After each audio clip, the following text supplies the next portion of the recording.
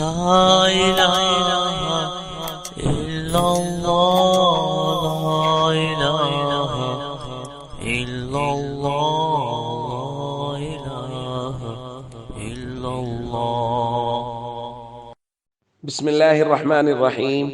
عن عائشة رضي الله تعالى عنها قالت قال رسول الله صلى الله تعالى عليه وسلم إن العبد إذا اعترف ثم تاب تاب الله عليه. رواہ البخاری. نبی کریم صلی اللہ علیہ وسلم نے ارشاد فرمایا، بے شک بندہ جب گناہوں کا اعتراف کرتے ہوئے توبہ کرتا ہے تو اللہ رب العزت اس کی توبہ کو ضرور قبول فرما لیتے ہیں۔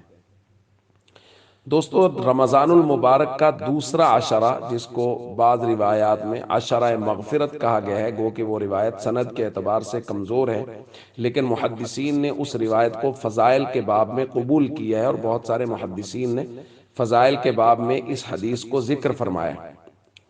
تو اس عشرہ کو عشرہ مغفرت کہا گیا ہے۔ تو بعض دوست اس پر یہ اعتراض کرتے ہیں، ان کے ذہن میں یہ بات آ گئی کہ جی دیکھیں، اس عشرہ کو عشرہ مغفرت کہا گیا ہے، پہلے عشرہ کو عشرہ رحمت کہا گیا اس روایت میں، آخر والے کو عتق من النار کہا گیا، تو اس کا مطلب یہ ہے، اس روایت کے مطابق تو یہ مطلب بنتا ہے کہ پہلے عشرہ میں صرف رحمت ہے، مغفرت نہیں ہے، دوسرے عشرہ میں صرف مغفرت ہے، رحمت نہیں ہے۔ تو بھائی یہ مطلب غلط سمجھا ہے کچھ دوستوں نے۔ کچھ چیزیں کچھ وقت کچھ چیزوں کے ساتھ خاص ہوتا ہے کہ وہ پہلو غالب ہے، جیسا کہ ہم روایات میں پڑھتے ہیں کہ بعض مخصوص اوقات میں اللہ رب العزت کی رحمت متوجہ ہوتی ہے اور اللہ رب العزت کی طرف سے آوازیں لگتی ہیں، حل من مسترزق، کوئی ہے رزق طلب کرنے والا کہ میں اس کو رزق دوں؟ تو کیا مطلب ہوتا ہے کہ اس وقت صرف رزق ہی اللہ رب العزت بانٹ رہے ہوتے ہیں اور کوئی چیز نہیں دیتے؟ نہیں بھائی، بعض چیزوں کی خصوصی، یعنی وہ پہلو غالب ہے لیکن ہر چیز عطا ہو رہی ہے۔ اسی طرح رمضان کی ہر گھڑی میں رحمت بھی ہے، مغفرت بھی ہے، عتق من النار بھی ہے، لیکن عشرہ کے اندر پہلو غالب ہے۔ پہلے عشرہ میں رحمت کا پہلو غالب، دوسرے میں مغفرت کا پہلو غالب، تیسرے میں عتق من النار کا پہلو غالب۔ تو بھائی یہ درمیان والا عشرہ ہے۔